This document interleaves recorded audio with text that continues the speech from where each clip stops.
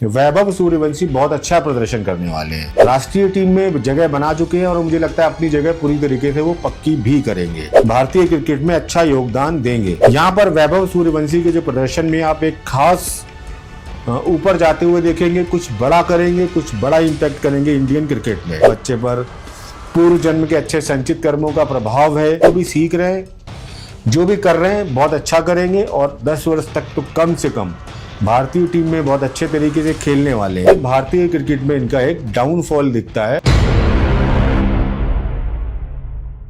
जैसा कि इस समय वैभव सूर्यवंशी का जो कैरियर है वो अच्छा चल रहा है। आईपीएल में भी उन्होंने बहुत अच्छा प्रदर्शन किया, भारतीय टीम में भी उनका प्रवेश हो गया है।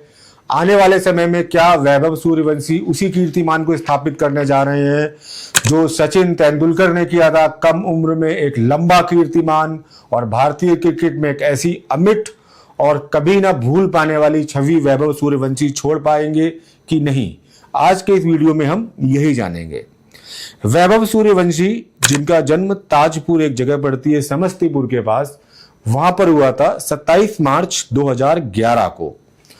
तो वैभव सूर्यवंशी का जो चार्ट बनता है, अगर हम इस चार्ट को देखें तो मिथुन लग्न का चार्ट है और जो इनकी राशि है ये धनु है।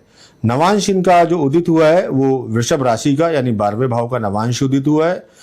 और बचपन में ही इनको अभी जो दशा मिल गई है, चंद्रमा की दशा मिल गई है। चंद्रमा की, जो कि सेकंड लॉर्ड है इनके, 7th हाउस में बैठे हैं। सेकंड लॉर्ड वैसे ही अच्छे होते हैं आपके, मतलब अगर हम मारक वाला कॉन्सेप्ट हटा दें तो वेल्थ और बाकी चीजों के लिए अच्छे होते हैं। 7th हाउस आपकी पब्लिक इमेज का हाउस है, तो उस पर ये अपना काम कर रहे हैं। नक्षत्र भी इनका पूर्वाषाढ़ा नक्षत्र में इनका जन्म हुआ था।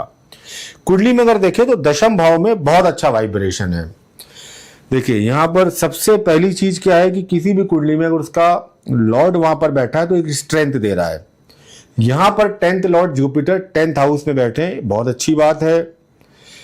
3rd लॉर्ड यानी स्पोर्ट्स के लिए, हैंड स्किल्स के लिए जो तीसरा भाव है वो मजबूत होना चाहिए, तो 3rd लॉर्ड सूर्य के साथ बैठे हैं, ये भी बहुत अच्छी कंडीशन है। 11th लॉर्ड कह लीजिए आप मंगल, उसके साथ बैठे, यानी 3 और 6 के लॉर्ड भी हम मान लें अगर सूर्य और मंगल को, जो कि बहुत अच्छा पराक्रम योग बना रहे हैं, दशम भाव में दशम लॉर्ड के साथ बैठे, बहुत अच्छी स्थिति है। यहां पर लग्न लॉर्ड 10th हाउस में गए, हालांकि जाके डेबिलेटेड हो गए, लेकिन फिर भी लग्न लॉर्ड दशम भाव में जाना बहुत अच्छी स्थिति है। दशम भाव जीवन के क्रियामान कर्म में कौन व्यक्ति क्या काम कर पाएगा, कौन व्यक्ति क्या काम नहीं कर पाएगा। दशम भाव अगर वीक है तो आपके जो क्रियामान कर्म है उनका इंपैक्ट बहुत छोटे लेवल पे रहेगा। दशम भाव आपका मजबूत है तो आपके द्वारा जो किए जाने वाले कर्म है वो बहुत बली और महान कहे जाएंगे। इनके अधिकतर चार्ट में अगर हम देखेंगे, खासकर नवमांश और दशमांश चार्ट में, राहु की जो स्थिति है वो लग्न में ही है। राहु जब लग्न में होता है तो व्यक्ति को हमेशा एक सोच देता है, एक मैसेज देता है कि आपको जो करना है वो बड़ा करना है। और उस कॉम्बिनेशन में अगर बाकी प्लैनेट भी सपोर्ट कर दे तो व्यक्ति कुछ ना कुछ समाज में बड़ा कर जाता है। ये वैभव सूर्यवंशी की चार्ट में आपको देखने को मिलता है, बहुत अच्छी कंडीशन में।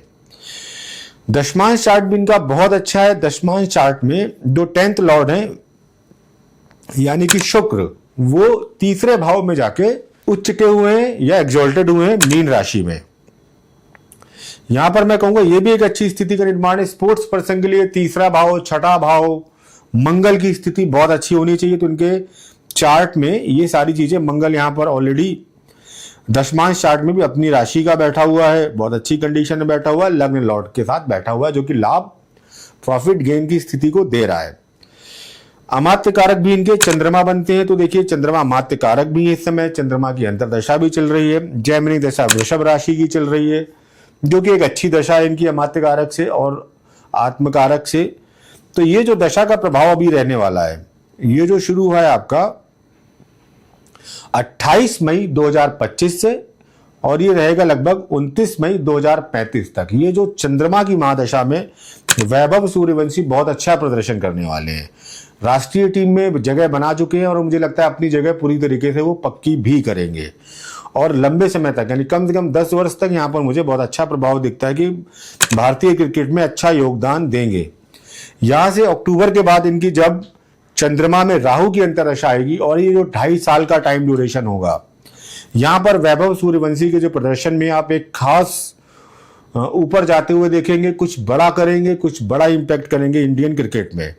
28 अक्टूबर 2026 से 28 अप्रैल 2028 तक जो ये महादशा मून में राहु का अंतर रहना है, ये इनको विशेष रूप से और नेम फेम सक्सेस देगा। इनकी जो पहचान है इंटरनेशनल लेवल पे और मजबूत बड़ी होने वाली है।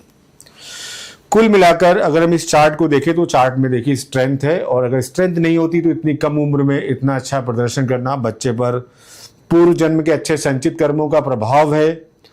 और निश्चित रूप से मैं कह सकता हूं पंचमें सपने से पंचम में गए हैं, नवम में गए हैं, दशम लॉर्ड अपने साथ बैठे हुए हैं, 10th हाउस में स्थिति अच्छी है। दशमांश चार्ट में भी जैमिनी एस्पेक्ट भी अच्छे हैं सभी भावों पर, या पुत्र कारक पर या अमात्य कारक पर। तो ये सारे मिश्रित जो प्रभाव हैं, और प्लस सही दशा का आ जाना।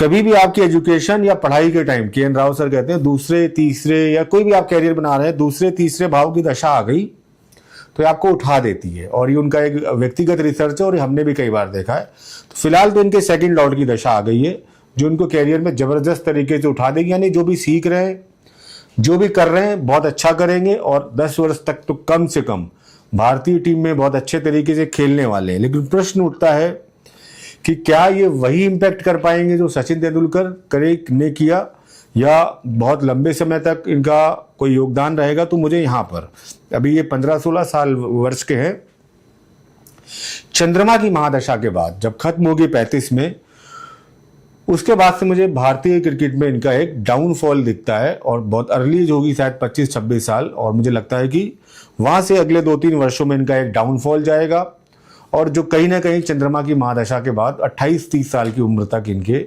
जो कैरियर है इसको एकदम डाउनफॉल पे ले जाके किसी और डायरेक्शंस में ले जाएगा। लेकिन फिलहाल 10 वर्ष तक वो भारतीय टीम के साथ जुड़े रहेंगे, अपना अच्छा प्रदर्शन करेंगे। लेकिन जो सचिन तेंदुलकर या जो एक बहुत बड़ा इम्पैक्ट जिसको हम कहते हैं, वो मुझे इसमें नदारद दिखता है। बहुत बड़ा इम्पैक्ट ये होता है कि आप बहुत लंबे समय तक खेले, आपका डाउनफॉल ना आए, लेकिन वो डाउनफॉल इनका आना तय है, और वो चंद्रमा की महादशा के बाद 35 के बाद आपको आते हुए दिखेगा। तो फिलहाल वैभव सूर्यवंशी के लिए शुभकामनाएं कि जब तक वो खेले भारतीय टीम में, भारतीय टीम भी जीते और वो भी अपना प्रदर्शन नित प्रति अच्छा करते जाएं। इन्हीं शुभकामनाओं के साथ इस वीडियो को अंत करता हूं, और अंत में जय श्री राम और नीम करोली बाबा की आप जय जयकार कीजिए। और आप सबके लिए प्रार्थना कि आपके जीवन में नीम करोली बाबा बहुत शुभता लाए, और जीवन में जो कुछ भी आप पाना चाहते हैं वो सब आपको मिले।